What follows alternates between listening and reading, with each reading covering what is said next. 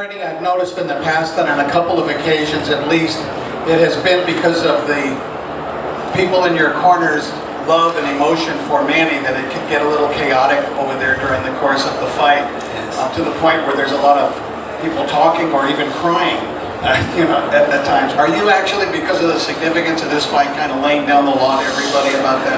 I am, but it's hard to control because Boy does supposed to repeat what I say in English just to make sure he gets it, and sometimes I'm not sure that's what happens because he talks a lot longer than I do.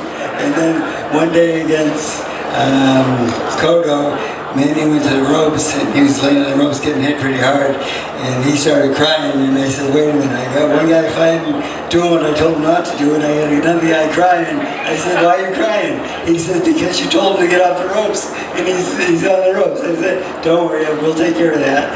And Manny's solution to that whole problem was, I want to see how hard he hits. I said, well, I don't know if that's a good idea, but that's what he wanted to do. So he says, I can take his punch, and everything will settle after that. But it does get a little funny sometimes.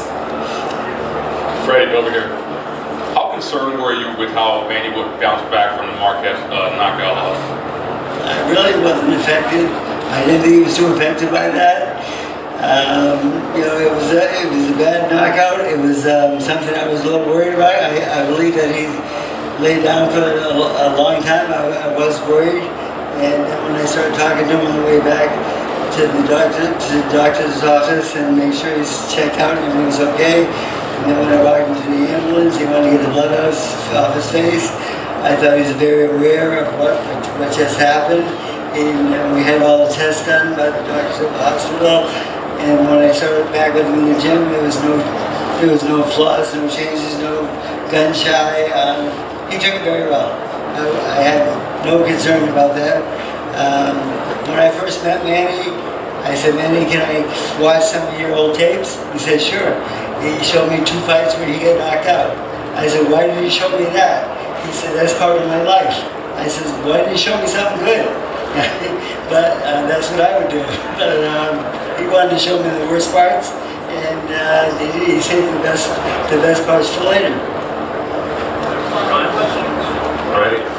You suggested that Floyd is, you think he may not show up or he's afraid that Mike Tyson has backed that up.